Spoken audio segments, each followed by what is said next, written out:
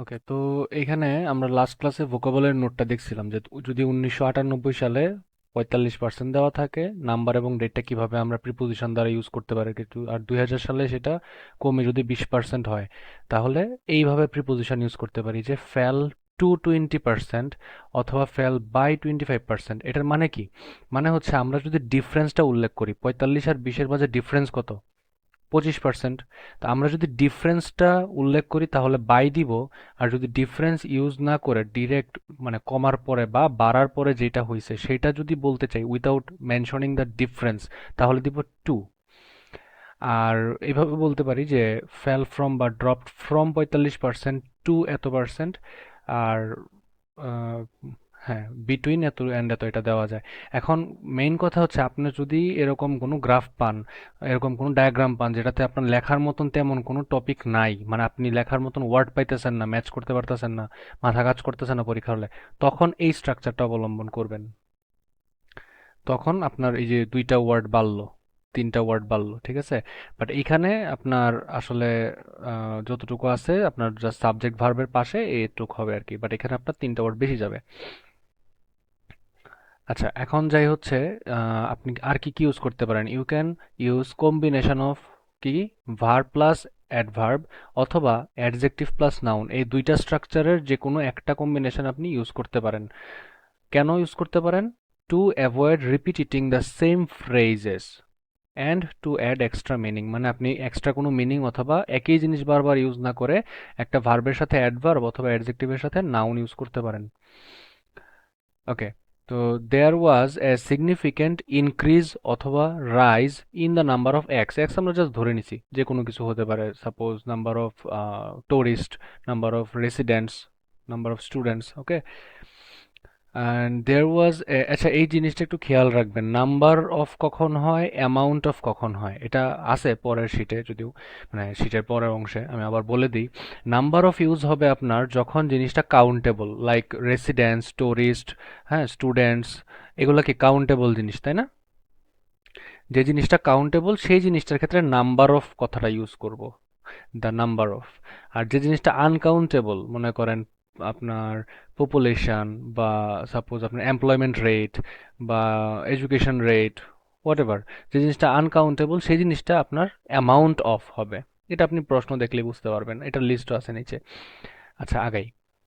বা the number of x increased, এটা মানে আমরা ডিরেক্টলি এভাবে বলতে পারি সাবজেক্ট ভার্ব, এখানে হচ্ছে আমরা এই যে অ্যাডজেক্টিভ প্লাস নাউন দ্বারা, অথবা ভার্ব প্লাস অ্যাডভার্ব দ্বারা। এই যে এই ফরম্যাটটা হচ্ছে এইটা, আর এই ফরম্যাটটা হচ্ছে এটা অ্যাডজেক্টিভ প্লাস নাউন।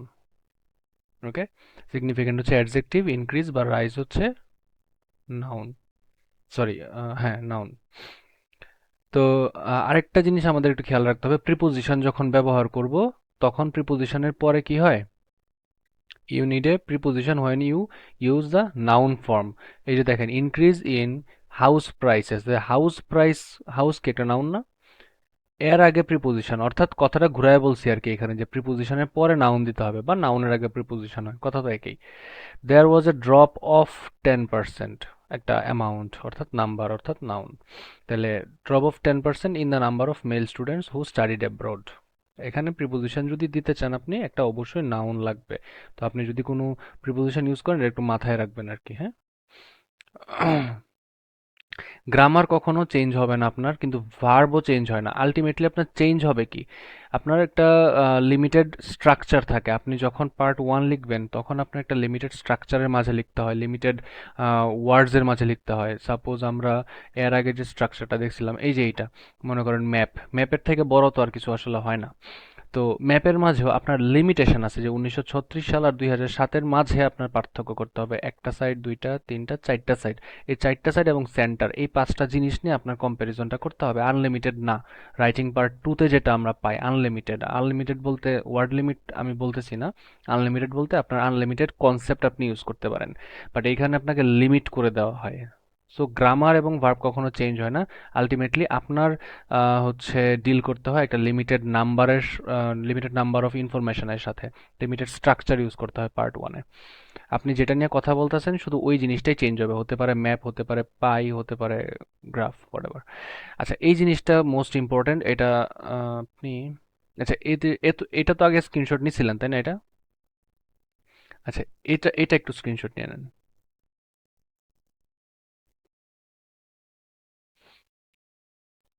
ওকে, তাহলে এইখানে একটু ফলো করি আমরা কম্প্যারিজন অ্যান্ড সুপারলেটিভ ল্যাঙ্গুয়েজ, অর্থাৎ আমরা কম্প্যারিজন কোন কোন ওয়ার্ডস ইউজ করতে পারি কম্প্যারিজনের টাইমে, এবং সুপারলেটিভ ইউজ করলে আমরা কি কি ইউজ করতে পারি। যখন আপনি এক্স এবং ওয়াই এর মাঝে সুপারলেটিভ ইউজ করে কম্প্যারিজন করবেন, সুপারলেটিভ যখন ইউজ করবেন আপনি, তখন আমরা কিভাবে ইউজ করতে পারি সুপারলেটিভ ল্যাঙ্গুয়েজ। যেমন হোন্ডা, সুপারলেটিভ মানে কি আমরা জানি ইএসটি যুক্ত, তাই না?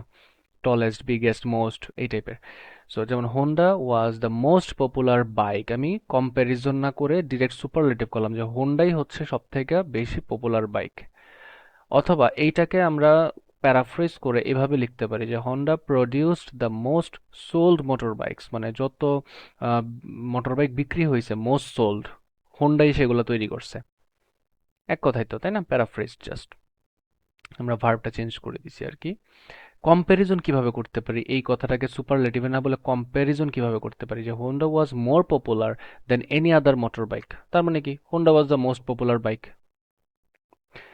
সেম ভাবে more males than females choose Honda, মানে মহিলার থেকে মেলরা, মানে ফিমেল থেকে মেলরা বেশি হোন্ডা চুজ করে।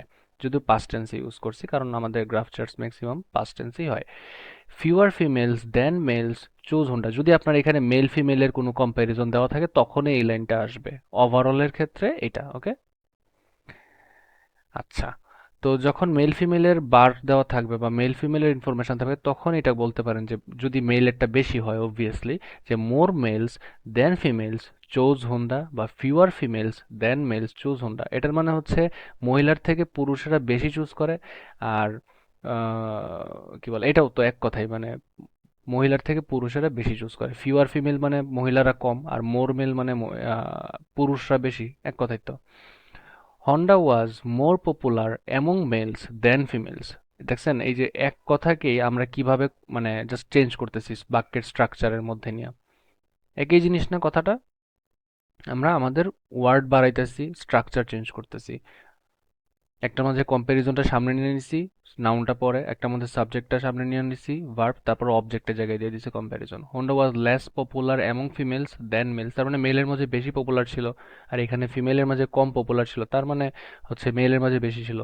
The most popular means of transport was Honda, এটা হচ্ছে এই যে এই টাইপের কথা, মানে ওভারঅল কথা আর কি। ওকে, এইগুলা হচ্ছে যেমন ইন্ডিভিজুয়াল কোনো ক্যাটাগরি দেওয়া থাকবে মেল ফিমেল, এটা এরকম না।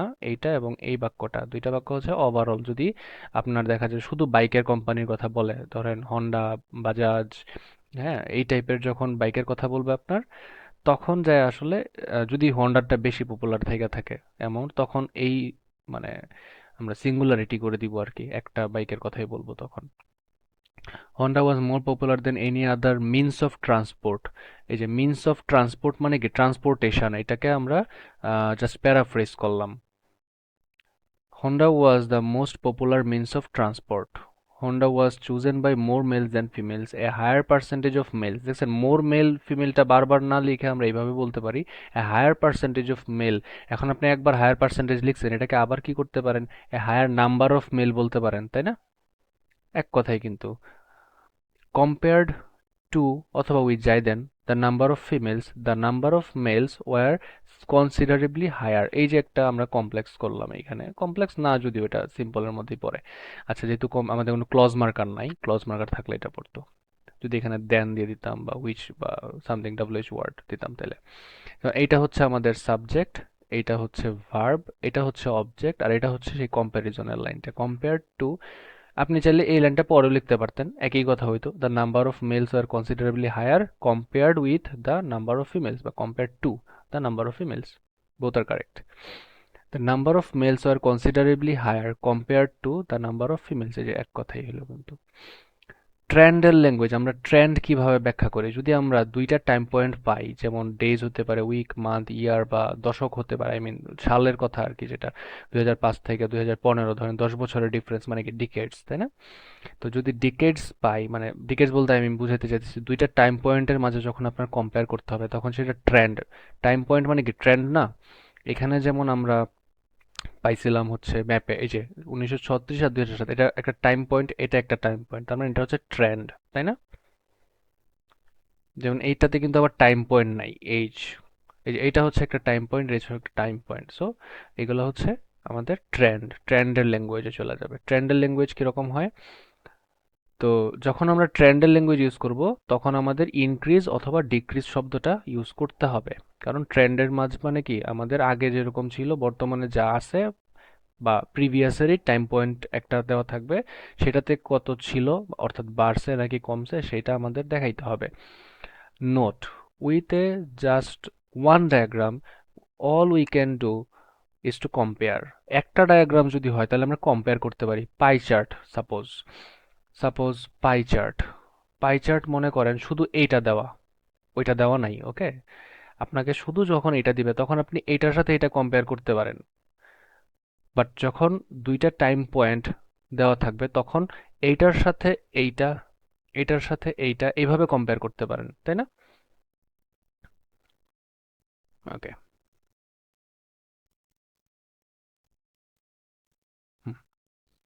তো এই যে এখানে তখন আমরা ট্রেন্ড ল্যাঙ্গুয়েজ ইউজ করতে পারি না, যেমন কি ইনক্রিজ, ডিক্রিজ বা ফ্লাকচুয়েটেড, এগুলো ইউজ করতে পারি না। বাট যখন দুইটা, তিনটা, চারটা বা আরো বেশি যখন কোনো টাইম পিরিয়ড দেওয়া থাকবে তখন আমরা কম্পেয়ার করতে পারি, তখন ট্রেন্ড ল্যাঙ্গুয়েজ ইউজ করবো আমরা। এটা স্ক্রিনশটের প্রয়োজন নাই, এর উপর একটা প্রয়োজন আছে। আপনি আম, এইটা এখান থেকে দাঁড়ান, 100-এ দিলে কি হয় দেখি তো, সবটাকে আসবে, হ্যাঁ আসছে। এইটা একটু আপনি স্ক্রিনশট মেরে নেন। ওকে,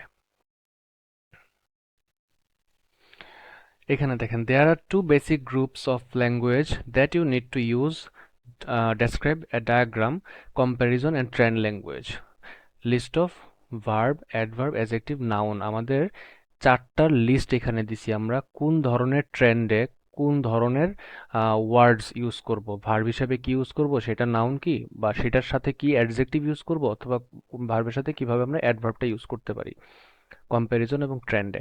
এখন আপনার এইটা যে শুধুমাত্র এই চিহ্নটা কি শুধুমাত্র লাইনের ক্ষেত্রেই প্রযোজ্য? কোনো বার চার্টে কি এটা কমতে পারে না? গো ডাউন মানে তো কমা, শুধু লাইন চার্টের ক্ষেত্রে কিন্তু প্রযোজ্য না। যখন কোনো বার চার্টও দেখবেন কমতেছে, সেম থিং হ্যাপেন্স যখন কোনো বার চার্টে বাড়বে, same word will be used. Okay, দেখেন, মিনিং মানে বলতেছি যে যদি নিচে যাওয়া অর্থে প্রকাশ পায়, অর্থাৎ যদি এরকম কোনো ট্রেন্ড, অর্থাৎ গোয়িং ডাউন কোনো ট্রেন্ড যদি আমরা পাই, তাহলে আমরা ভার্ব হিসেবে কি কি ইউজ করতে পারি? Decrease, decline, drop, fall, go down. আমি কিন্তু ভাই এখানে সবগুলা প্রেজেন্ট ফরম্যাটে দিছি, আপনি যখন খাতায় লিখবেন অবশ্যই পাস্ট ফরম্যাটে লিখবেন। বিকজ আমরা যখনই কোনো না কোনো মানে রাইটিং করব দেখব ম্যাক্সিমাম টাইমে, অবভিয়াসলি পার্ট ওয়ানে ম্যাক্সিমাম টাইমেই পাস্ট টেন্স থাকে, খুবই কম ক্ষেত্রে প্রেজেন্ট বা ফিউচার পাওয়া যায়, তাই না? তো আপনি কি কি ইউজ করতে পারেন? কমা অর্থে decrease, decline, drop, fall, go down, plummet, plunge, diminish, lessen, reduce and lower. তো এখানে অনেকগুলা জানি, অনেকগুলা নতুন, যেমন প্লামেট, প্লাঞ্জ হয়তো বা আইএলটিএস করতে যেয়ে শিখতেছেন, এর আগে হয়তো বা পান নাই। এইগুলার সাথে এগুলার নাউন ফরম্যাট কি হয়? নাউনে এগুলার বাহিরেও অনেক কিছু আছে, যেমন ডিক্রিজ ডিক্রিজই থাকে, ডিক্রিমেন্ট হয়ে যেতে পারে, ডিক্লাইন ডিক্লাইনই থাকে, ড্রপ ড্রপ, ফল ফলই থাকে, গো ডাউন একটা গো ডাউন থাকে, বা রিডাকশন বলতে পারি বা ডাউন টার্ন বলতে পারি, সিমিলার ওয়ার্ডস। সবগুলাই শুধু সিমিলার ওয়ার্ডস, বাট আমরা একটার সাথে একটা অবলিক দিয়ে দিলাম আর কি। দেন হচ্ছে প্লামেট, প্লামেটেই নাউন ভার্ব সেম, প্লাঞ্জও সেম। ডিমিনিশেরটা হয়ে যায় কি ডিমিউনিশন, ডিমিনিউশন কি হয়? ডিমিনিউশন। আর এটা হয় লেসেনিং, লেসেন হচ্ছে ভার্ব, লেসেনিং হচ্ছে noun, reduction, reduce, reduction, lower, lowering. এখন অ্যাডজেক্টিভ কার সাথে ইউজ হয়? নাউনের সাথে। কার সাথে? তো অ্যাডজেক্টিভ ইউজ হয় নাউনের সাথে, এই জন্য এই দুটো এইভাবে হাইলাইট করে দিলাম। আর অ্যাডভার্ব ইউজ হবে আপনার ভার্বের সাথে। ওকে, সো এই কালারটা দিয়ে হাইলাইট করে দিলাম, আপনার বুঝতে সুবিধা হবে এখন। তো অ্যাডজেক্টিভ ইউজ হবে নাউনের সাথে, অ্যাডভার্ব ইউজ হবে ভার্বের সাথে। আমরা যে এইখানে যে স্ট্রাকচারটা পড়ছিলাম একটু আগে, কোথায় গেল, এই যে এটা, ভার্বের সাথে অ্যাডভার্ব, অ্যাডজেক্টিভের সাথে নাউন। ওকে, আচ্ছা, এটা একটু স্ক্রিনশট নেন আপনি।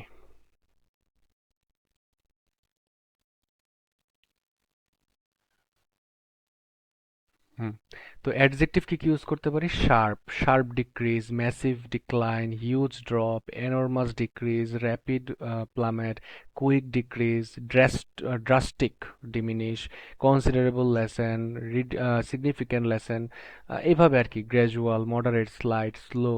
হ্যাঁ, তারপরে অ্যাডভার্ব কিভাবে বলতে পারি আমরা? হচ্ছে আপনার sharply decreased, hugely fall, rapidly plunge, considerably reduced, gradually lower. So এইটার যখন ইউজ করব এইটাতে যাব, এটা যখন ইউজ করব এটা দিব। ওকে, তো এইখানে আমরা ওই অ্যাডভার্ব এবং অ্যাডজেক্টিভ যা দেখছি মোটামুটি সবগুলাতে সেম, এই জন্য আর বারবার লিখি নাই। ওকে, রিপিট হয়ে যায় তো দরকার কি, একই জিনিস, জাস্ট ভার্বটা আমরা চেঞ্জ করতেছি আর নাউনটা। ওকে, এখানে আপনি যখন ইনক্রিজ অর্থে আসবে, গো আপ, ইনক্রিজ অর্থে আসবে, তখন আমরা ক্লাইম বলতে পারি, গো আপ, গ্রো, ইনক্রিজ। রকেটও কিন্তু ইউজ করা যায়, এটা খুবই স্মার্ট একটা ওয়ার্ড, রকেটেড টু এত, এভাবে, বা রকেটেড বাই এত পার্সেন্ট। যদি মানে একদম হুট করে বেড়ে যায় আর কি, সাপোজ কোনো কিছু মনে করেন হুট করে যদি বাড়ে, সাপোজ আপনার 2005 সালের কোনো ডেটা দেওয়া আছে 5%, 2010-এর ডেটা দেওয়া 25%, 20% বেড়ে গেছে 5 বছরে, so এটা হুট করে বাড়লো, এই রকম ক্ষেত্রে আমরা রকেটটা ইউজ করব। জাম্প, এই ক্ষেত্রেও সেম এইরকম, রকেট জাম্প সেম অর্থেই হয়। Rise, soar, surge, ascend, escalate.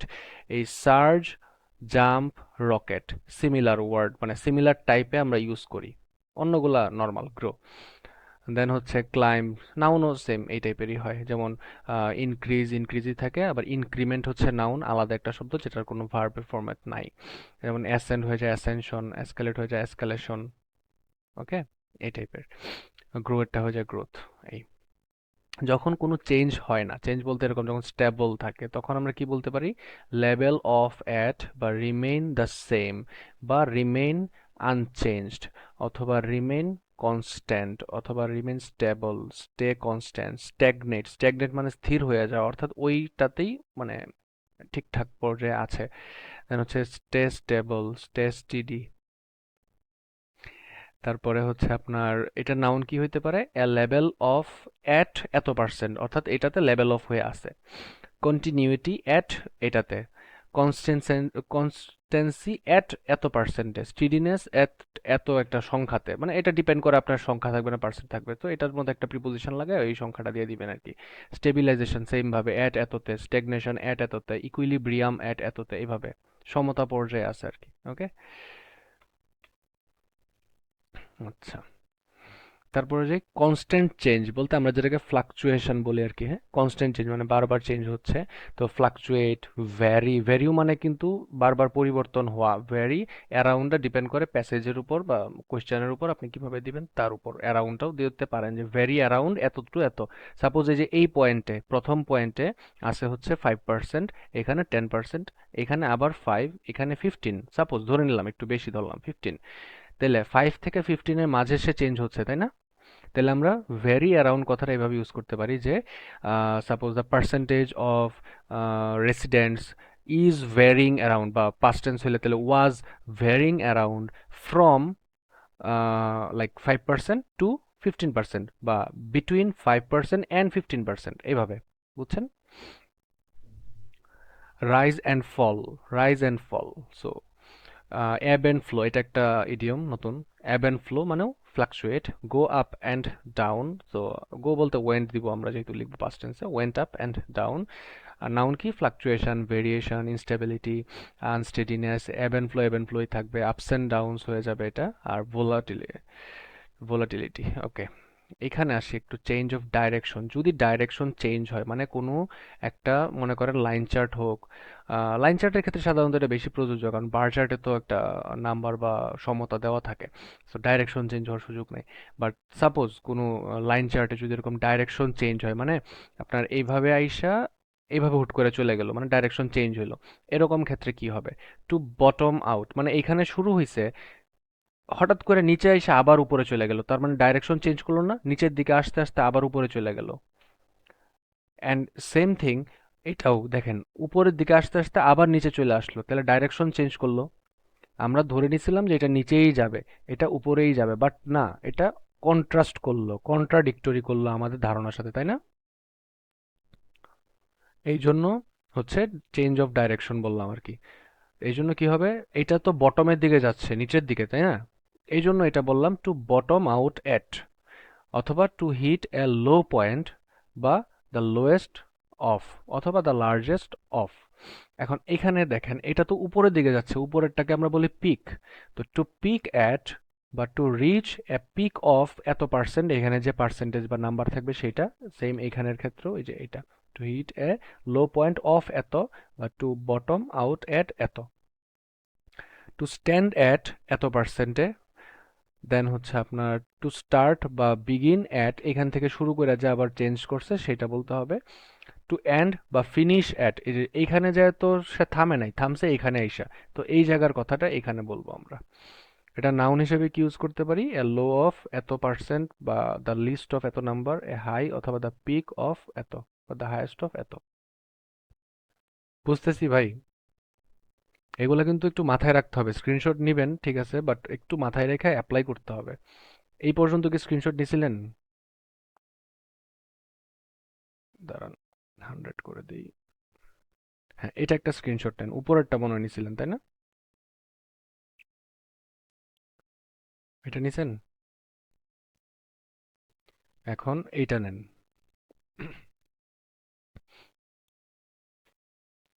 এখন এইটার স্ক্রিনশটটা নেন। হ্যাঁ, ওকে। আচ্ছা, এখন আমরা পরেরটাতে যাই। Grammatical structure for Trends and time phrases. আচ্ছা, এটাতে একটা এন্টার দিলে মনে হয় ঠিক হইতে পারে। হ্যাঁ, হয়েছে। ওকে, তো grammatical structures for Trends and time phrases. তো গ্রামাটিক্যাল স্ট্রাকচার কিভাবে ইউজ করতে পারি এবং কি কি টাইম ফ্রেজ আমরা ইউজ করতে পারি, টাইম ফ্রেজটা একটু আগে দেখবো। টাইম ফ্রেজ কি কি ইউজ করতে পারি? ফ্রম এত টু এত, আমরা তো জানি এগুলা, তাও একবার বইলা দিই। বিটুইন এত এন্ড এত, মানে ফ্রম টু এর পরিবর্তে বিটুইন এন্ড। আর যে টাইমের অ্যামাউন্টটা বলা থাকবে, আই মিন এনে 5 বছরের ব্যবধান, তাই ফর 5 ইয়ার্সও বলতে পারি এগুলো না বলে। অথবা ডিউরিং দ্য পিরিয়ড ফ্রম এত টু এত, অথবা throughout the period from এত টু এত, বা during a period of 5 years, অথবা over the period of 5 years, over the period 5 year পিরিয়ডও বলতে পারি, ওভার দ্য পিরিয়ড অফ 5 ইয়ার্সও বলতে পারি, ডিউরিং দ্য 5 ইয়ার পিরিয়ডও বলতে পারি।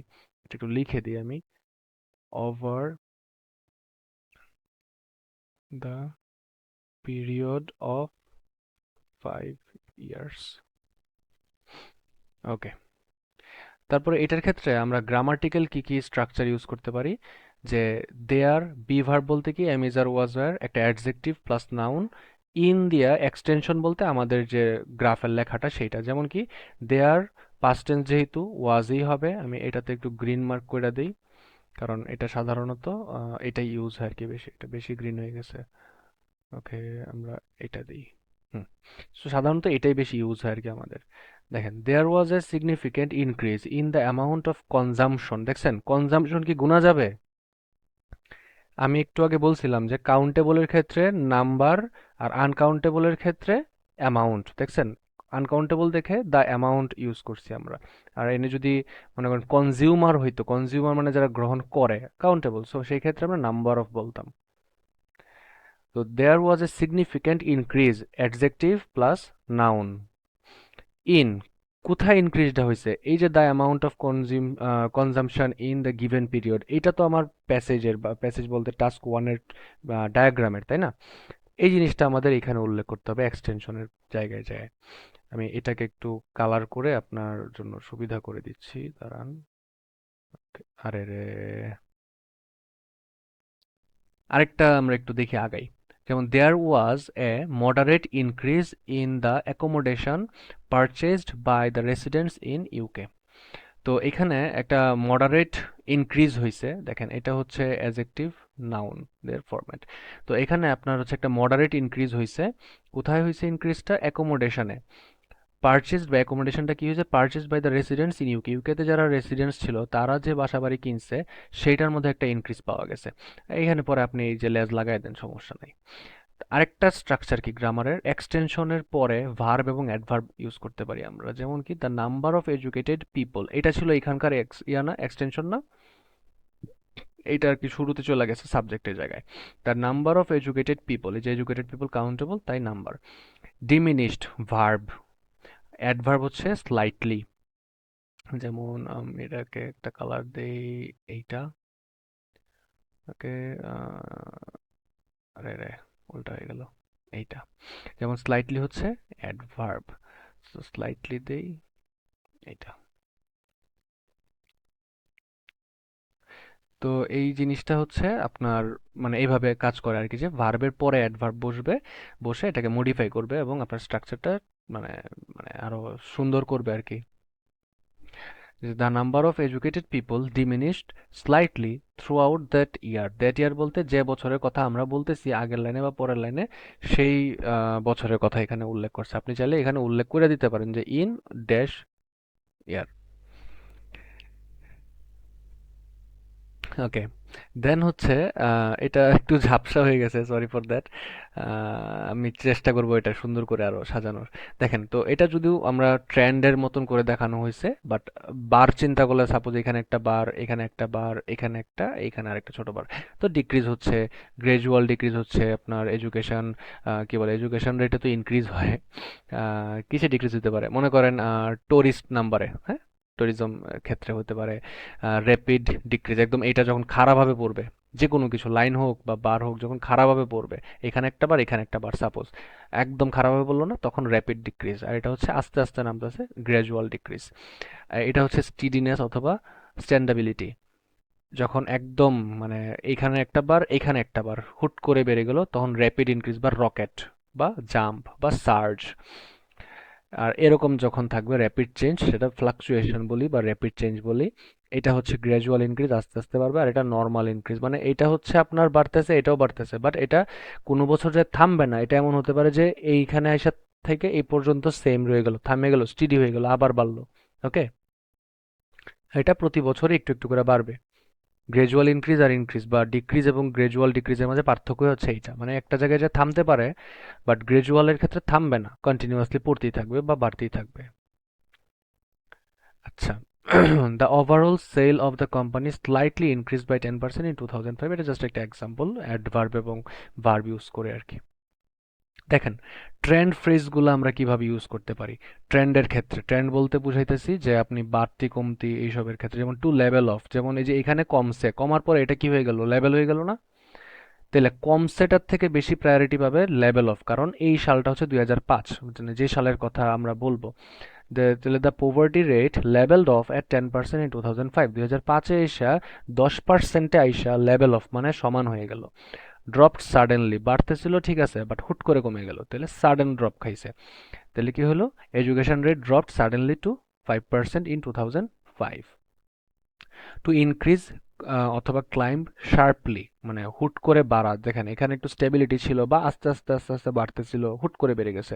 তো ইনক্রিজ শার্পলি বা climbed sharply, the number of people purchasing cars increase বা ক্লাইম্বড শার্পলি ফ্রম 2005 টু 2010।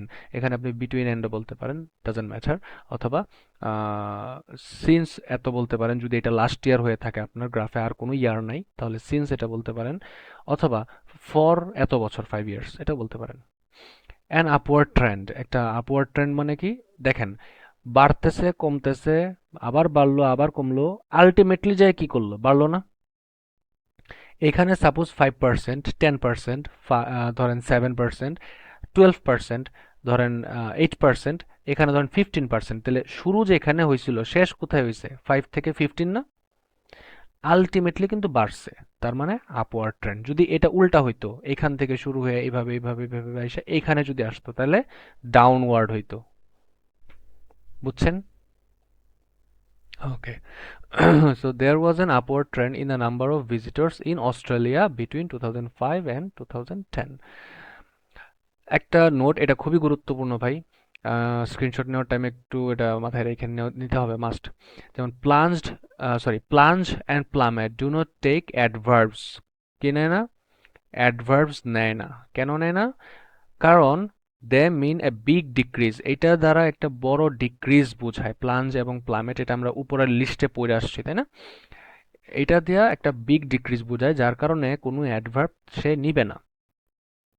আচ্ছা, এটাতে আন্ডারলাইনের কোনো প্রয়োজন নাই। নিকাল। Okay, so you can use either decreased considerably, আমরা এই কথাটা ইউজ করতে পারি যে ডিক্রিজড কনসিডারেবলি বা শার্পলি, ড্রামাটিক্যালি, সিগনিফিকেন্টলি, সাবস্টেন্সিয়ালি, মানে এই সবটা কথা আমরা ইউজ করতে পারি, ঠিক আছে? অথবা এটা বলতে পারি যে প্লাঞ্জড বা প্লামেট, অর্থাৎ ডিক্রিজ কনসিডারেবলি এই ভার্ব এবং অ্যাডভার্ব মিলে যে কথা বুঝাইতেছে, এই এক শব্দ দ্বারা এটা বুঝাইতেছে, প্লাঞ্জড বা প্লামেটেড। এই জন্য আমরা এটার সাথে কখনো কোনো অ্যাডভার্ব ইউজ করব না। লাইকওয়াইজ রকেট যে শব্দটা আমরা পড়ছিলাম ইনক্রিজের ক্ষেত্রে, এটাও কোনো অ্যাডভার্ব নিবে না। কেন নিবে না? বিকজ এটাও ইনক্রিজ সিগনিফিকেন্টলি বা রোজ শার্পলি বোঝাচ্ছে। They mean the same thing as rocketed, a big sharp অথবা increase, so no adverbs for rocketed. Clear? ওকে, তো আমরা একটু স্ক্রিনশটের পর্যায়ে আসি এখন। তো আমরা ছিলাম, এই স্ট্রাকচারটা নিছিলেন? নিয়ে নেন।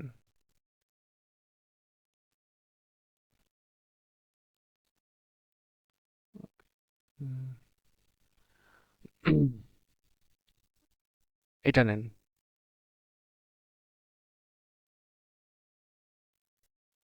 ওকে, এখন যাই আমরা স্লাইটলি অথবা স্টিডিলি অথবা গ্রেজুয়ালি কিভাবে কখন ইউজ হবে।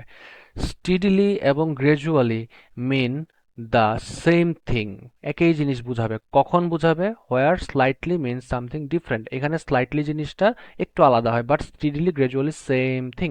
Steadily and gradually mean over a period of time, একটা নির্দিষ্ট টাইম পিরিয়ডের টাইমে যখন কথা বলবো তখন আমরা স্টিডিলি বা গ্রেজুয়ালি বলতে পারি। কিন্তু স্লাইটলি শব্দটা কখন ইউজ করবো আমরা? Slightly means how much deals with amount, আমরা কতটুক অ্যামাউন্ট নিয়ে কথা বলতেছি তখন হবে slightly.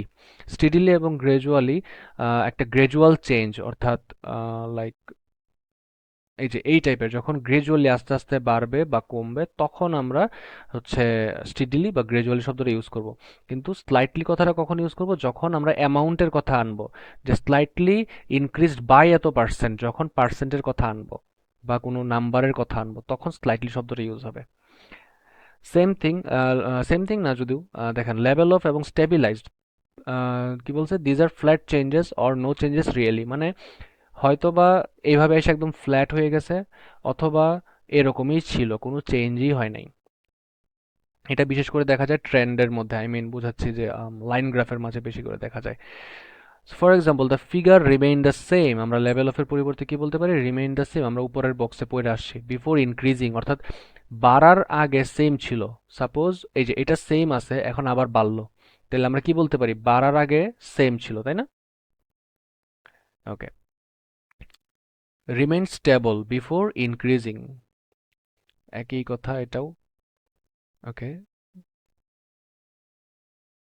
The figure remain stable before increasing, অথবা the figure remained unchanged before increasing, অথবা কি বলতে পারি? The figure remained constant before increasing.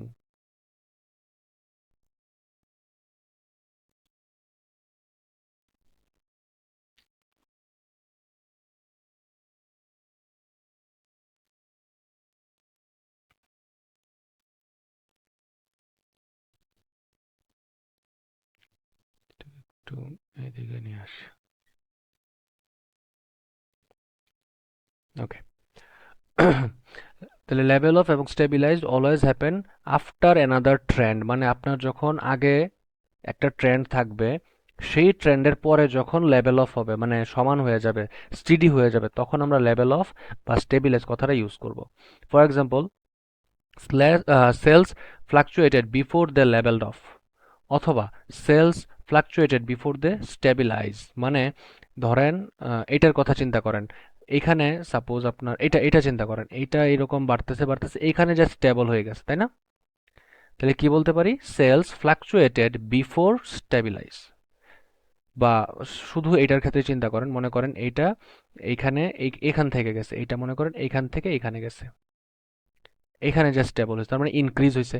তাহলে suppose the number of like tourist বা number of visitors stabilised before, sorry, the number of visitors কি বলতে পারি? ইনক্রিজড বিফোর লেভেলড অফ, তাই না? আমরা ইনক্রিজড এর কথা বলছি, এখান থেকে এখানে ইনক্রিজ হয়েছে।